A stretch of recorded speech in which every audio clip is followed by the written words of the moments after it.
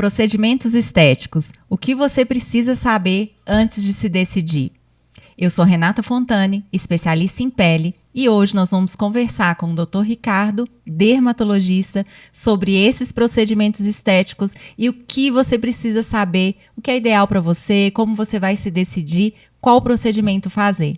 Então, Dr. Ricardo, como a gente pode se decidir sobre esses procedimentos, o que a gente, antes de procurar um profissional, o que a gente deve fazer, como a gente deve se orientar na hora de fazer algum procedimento? Renata, a primeira coisa que é muito importante a gente saber quando a gente pensa em fazer algum procedimento estético é ter noção de que os procedimentos estéticos disponíveis hoje no mercado, eles têm resultados muito distintos, dependendo daquilo que a gente precisa corrigir. Então, o primeiro passo, na verdade, é você ter uma consulta com um especialista médico que tenha experiência com essa parte de estética, para que você tenha um diagnóstico adequado de qual é o problema que está acontecendo. Eu tenho, por exemplo, uma cara muito brava, e todo mundo fala sempre que eu tenho uma cara de bravo, por exemplo. Isso pode ser por linhas de expressão, por exemplo, na região da testa, da glabela. Isso pode ser, às vezes, por uma musculatura mais sisuda no rosto. Pode ser, às vezes, por uma região periocular que é mais maltratada, vamos dizer assim, e que tem rugas e linhas de expressão. E para cada uma dessas coisas, você tem tratamentos que às vezes não são os mesmos, que são tratamentos distintos. Me incomoda muito, por exemplo, a minha olheira. Essa olheira, ela pode ser causada por uma perda de volume local e muita sombra. Ela pode ser causada por vasos sanguíneos nesse local, que dá um aspecto mais arroxeado. Então, o primeiro passo para qualquer tratamento estético é uma consulta adequada com um médico, um dermatologista, para que seja feito um diagnóstico adequado, né, assim, de qual é o seu problema. Por quê? Porque a partir desse diagnóstico, a gente consegue definir qual é o melhor procedimento. E lembrando também, né, Ricardo, que às vezes um procedimento só não vai resolver todos os problemas. Exatamente. Então, isso é o primeiro passo, né? Então, por exemplo, como a gente estava falando desses procedimentos, né? Assim, é muito comum chegar pessoas aqui para mim na clínica e falar assim, me incomoda muito, por exemplo, a carinha de brava e as linhas de expressão que eu tenho na região da testa, ou então pezinho de galinha, né? Essas linhas de expressão, que são linhas que aparecem por movimentação, em especial aquelas que são do terço superior da face, em geral, elas respondem muito bem à toxina botulínica, na maior parte das vezes. Então, por exemplo, se é uma linha de expressão que é por movimento, o Botox, que é um produto, a toxina botulínica, que é um produto que faz paralisação da musculatura, ele consegue suavizar essas linhas e muitas vezes ele resolve esse tipo de problema, né? Uma outra coisa que é muito importante é avaliar qual que é a expectativa daquele paciente e qual que é a capacidade daquele procedimento de efetivamente resolver o problema. Por que eu falo isso? Porque se essa linha de expressão, seja ela uma linha na glabela, na testa ou um pezinho de galinha, é uma linha mais suave, às vezes só de eu fazer a toxina botulínica já vai resolver o problema daquele paciente, ele vai ter um benefício grande e ele vai ficar satisfeito. Mas se é um paciente onde essa linha de expressão ela é uma linha antiga, onde a pele já movimentou, e você já tem uma certa fissura da própria epiderme, da própria pele, às vezes o procedimento da toxina ele vai suavizar muito, mas ele pode não corrigir 100%. Então é importante também conversar com o profissional para que você possa alinhar aquela expectativa àquilo que o procedimento pode entregar. E às vezes você vai ter que fazer algum procedimento adicional, vai ter que fazer a toxina, mas alguma coisa também para estimular colágeno na pele, para firmar a pele, para diminuir, por exemplo, essas fissuras que são um pouquinho mais profundas, né? Um outro exemplo, se é um paciente que tem uma perda muito grande de gordura facial. O paciente tem uma olheira muito marcada e essa olheira é por perda de volume. Não é só pela qualidade da pele, não é só pelo tom da pele, mas é um olho mais fundo, por exemplo, que você vê que a linha está profunda e ela dá sombra. Eu posso passar o tanto de creme que eu quiser para clarear, para melhorar, que se eu não resolver a profundidade, eu não vou ter o resultado que o paciente está esperando, né? Então, às vezes, você vai precisar de fazer ali um preenchimento, por exemplo, com ácido hialurônico ou com outro preenchedor, Lembrando que olheira, por exemplo, é uma área muito sensível. Geralmente a gente usa um ácido hialurônico mais leve, é um produto que tenha uma reologia melhor, que seja mais suave, que não aparenta, que não apareça para as pessoas. Um profissional especialista para colocar no lugar certo. Para colocar no lugar certo. Ficar bonito. Isso. Então, assim, a primeira coisa é o diagnóstico e pensar, esse procedimento, ele é um procedimento para esta finalidade? Né? Então, assim, o Botox, por exemplo, a gente falou desses pontos. Você tem pontos de Botox para a parte do terço inferior também. Por exemplo, paciente que tem o cantinho da boca muito caído, paciente que tem aqueles furinhos no queixo que parece celulite, por exemplo, né? Assim, às vezes um paciente que na hora que sorri, a pontinha do nariz cai muito e é por musculatura, você tem ponto de Botox que você consegue fazer, que são os pontos mais específicos, né? Assim, se você tem um profissional bom, ele consegue fazer muita coisa, né? Alinhar, né, o problema à expectativa. A expectativa, né? Exato.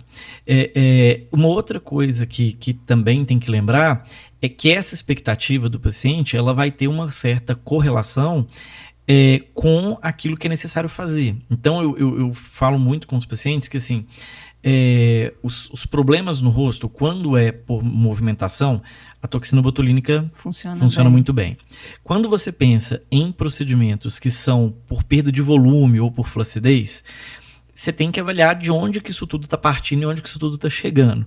Então, por exemplo, é muito comum às vezes a pessoa chega e fala assim, eu tenho uma linha de marionete muito marcada, eu queria mexer aqui. Mas às vezes o problema daqui, ele nasceu lá de cima, porque a pessoa perdeu estruturação cá em cima da parte malar, tem uma flacidez de pele grande, tem uma perda dos coxinhos gordurosos da face, e lá embaixo ele reflete numa linha mais marcada de marionete. A visão do paciente, ela é mais limitada, Limitada, né? Em relação a isso. Então, às vezes, você vai ter que começar a corrigir as coisas por cima para conseguir chegar lá embaixo e ter um resultado mais natural, mais suave. É claro, você pode fazer alguma coisa parcial para já suavizar embaixo, mas às vezes você tem que dar uma estruturada na face desse paciente em outros problemas que às vezes não é exatamente onde o paciente tinha pensado inicialmente, mas é o que vai levar a um resultado mais harmônico e mais natural, que é o que hoje a gente prioriza para os pacientes. Né? E quem sabe fazer consegue dissolver bem essa questão da luz, da sombra, Exatamente. do contorno. Né? Às vezes não é a quantidade de produto, de procedimento, é fazer aquilo que é necessário no lugar certo. No lugar certo, exato. É claro que assim, não dá para fazer um milagre se a quantidade é muito pequena e a queixa é muito grande. Mas realmente não existe uma correlação direta entre quantidade e o resultado, digamos assim, se não tiver uma técnica bem aplicada, né? A gente faz muita coisa com volume nem tão grande assim, né? Assim, a gente vê que claro, um volume muito, muito pequeno é difícil trabalhar, mas um volume intermediário você faz coisa demais, né? Assim, e às vezes o próprio paciente saber que vai ter um planejamento e que aquilo vai ser feito de uma certa forma e seguir. Sim, ou pode ser feito por etapas, por exemplo, se a pessoa, é muito comum isso também, a pessoa às vezes chega, a gente falava disso, de o que é preciso saber antes de se decidir, né? Muitas vezes, uma das coisas que precisa saber é ter segurança no profissional que está com você. Então, dificilmente uma pessoa que eu nunca atendi, eu faria um volume muito grande de cara nela, porque ela vai ficar insegura, entendeu? Assim, e é importante que ela me conheça, né? Assim, que ela se sinta bem segura, que ela se até sinta bem. Tenha necessidade de voltar, de voltar, né? E fazer mais um pouco, aos poucos. Aos poucos, até para ela entender como funciona, né? Assim, é muito melhor você fazer progressivamente os procedimentos e a pessoa ir acompanhando e se percebendo do que você fazer uma coisa muito diferente de uma vezada só. E né? mesmo assim, porque às vezes fica tão bom, né, Ricardo? Sim, que a pessoa fala, não, gostei, já sim. Pra mim tá bom. E é isso, quem tem que ficar satisfeito é o paciente. É o paciente. Exato. E você tem outros procedimentos, Renata? Por exemplo, às vezes a pessoa vira e fala, olha, eu tô achando que eu precisava de fazer um preenchimento, por exemplo, porque eu tô achando a minha pele muito caidinha. E às vezes o problema não é volume, o problema é a própria flacidez da pele. E aí para esses pacientes, por exemplo, se você for corrigir uma flacidez com volume, com preenchedor, você vai ter que gastar uma quantidade enorme. E às vezes a pessoa consegue, e nem sempre vai ficar tão bom. Mas às vezes se ela fizer um procedimento com um bioestimulador, por exemplo, um ácido polilático, uma hidroxiapatita de cálcio, ela vai ter um resultado muito melhor, que são produtos que estimulam a produção do colágeno e que não volumizam tanto. Mas pelo estímulo da produção do colágeno, eles melhoram a parte de flacidez, de queda, por exemplo, da pele. Né? Sim. Você pode fazer, por exemplo, um ultrassom microfocado. Outra coisa que a gente vê muito é isso. Por exemplo, o paciente chega e fala, olha, eu queria fazer alguma coisa, mas eu tenho muito medo de agulha, por exemplo, ou de qualquer coisa que injeta.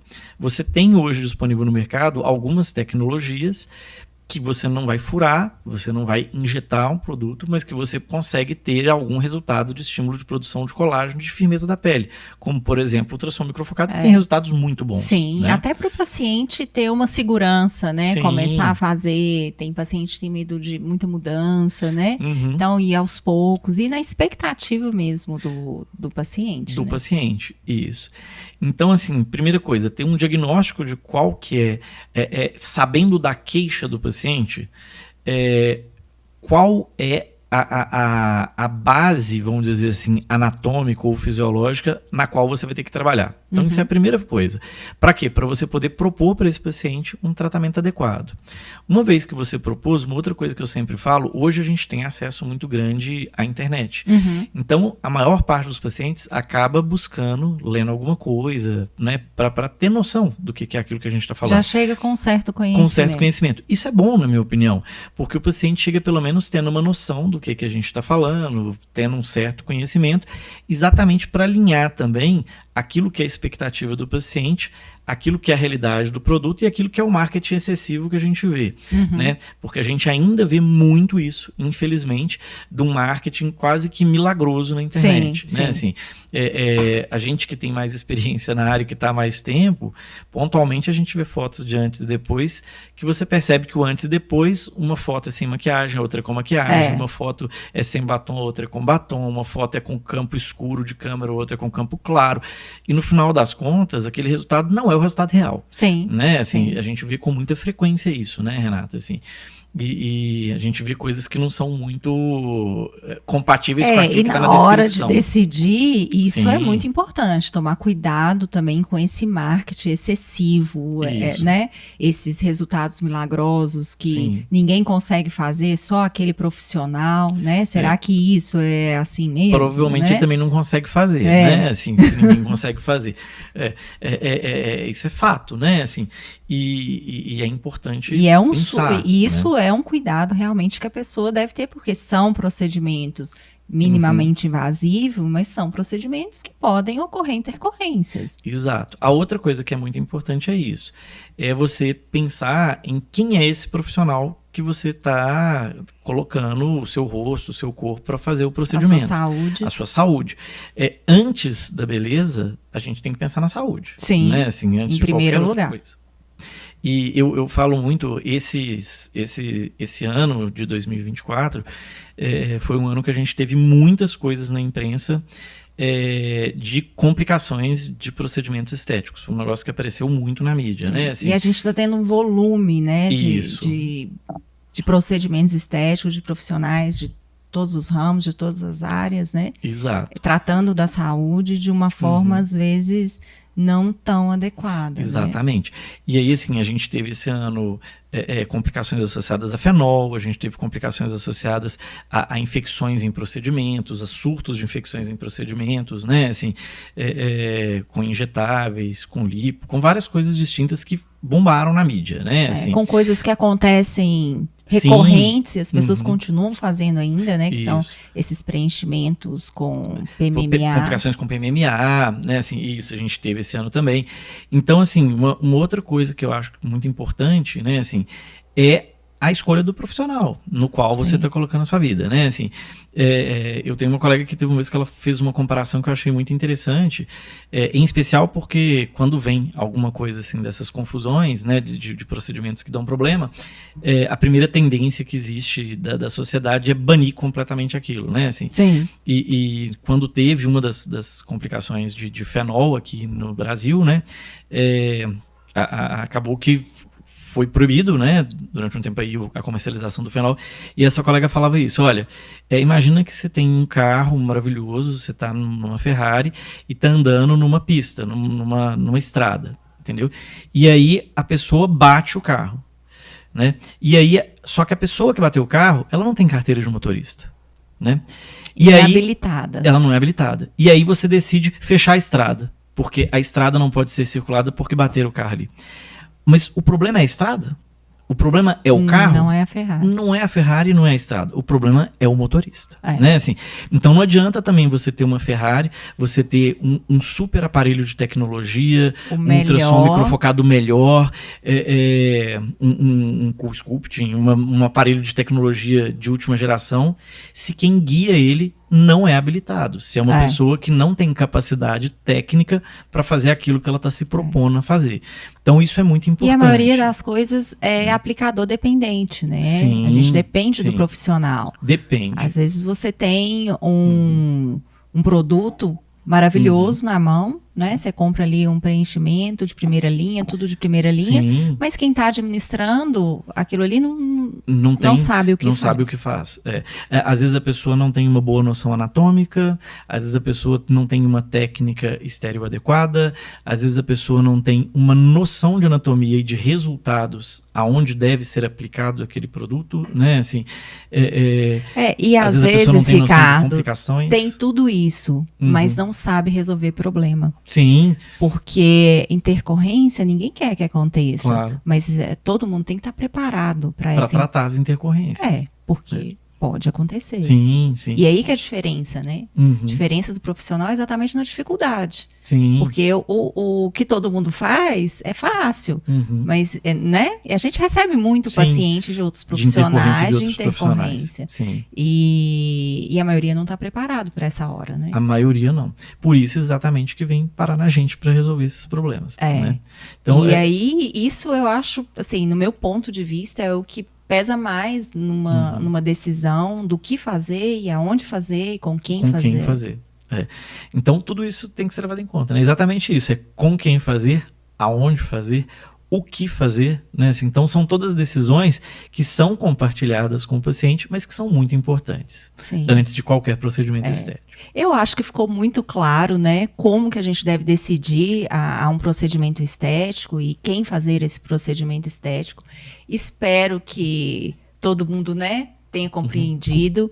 Eu gostei demais de conversar sobre esse assunto com você, realmente foi muito esclarecedor. Espero que vocês também tenham gostado e a gente se encontra no próximo podcast.